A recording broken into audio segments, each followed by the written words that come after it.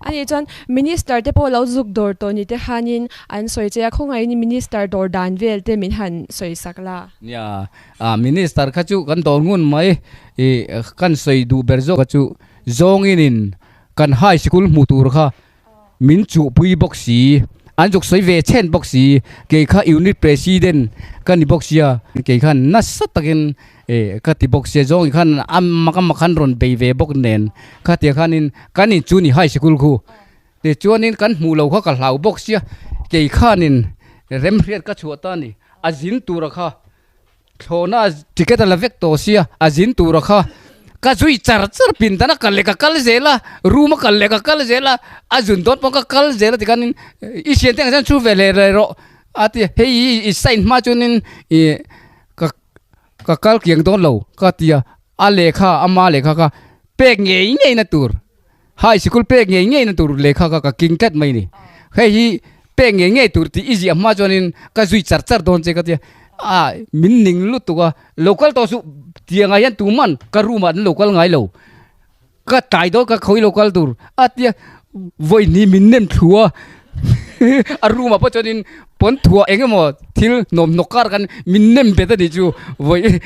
voi ni chu chuanin ka tho ka kal le zela a kal na na khanin cheng chong che ro sem I thian to mang so vom ve le ro I kal na pia tu man min zui ngai lo mi je so ti chonan om le so min nga kin tu ma ka en ka ti man don lo tu ma ka khoi man don lo chu bang chuan min zui to su tia I thi ma jo ka zui zel don che ka te voi thum kal tu cha chi ban min chum boka chu chuan ngan ning lu tu ko ka zui zela ani po khan ati ngai na the to lo na to pa pe ka chuan min chum pa chuanin ka le kha khoi mon la te tia atira ron tham ka rem ro lo te wa ka nen asayenta kha atia miro nem ka ko ma yen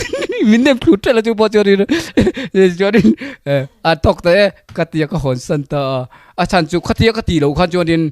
hun ka mu to boxi lo ba hai school kan chan tang yel donin ka the boxia hai school kan nei jorin kan fa te tu le fa lo thang chho je la kha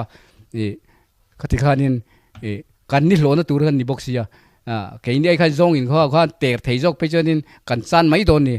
kan ti box ya khateng velin chuna rap thak takara khanania nem thu pok longun chen office ya pok va soi office ya po mai ka soi to bok ma ka soi pe chen soi to su hi chok ro ti ya ka chok du lo ba ka soi jong ma jo ka chok long ka ti van ni nam o chok ro ka ti pon chok du lo ti voi ni min nem so tu ma kong khat be ka vuan ka ta min nem chok le te lo ka kot ka rot pel ti ka hum ka min pel le te bok je la ka va soi le je na cher du po ka ni chu tiang de cho ni ka buoi na sa I khu chu ka lo chu ve ni ka ria ka ro rum wange ni ka tiang wanga ka lo chu ni te pon ka re hia la ni ka tu nu ka ngai to hian ni alo mom le me lam her high school din ani thei na tura tho lok ber ta jingami ilauni chutro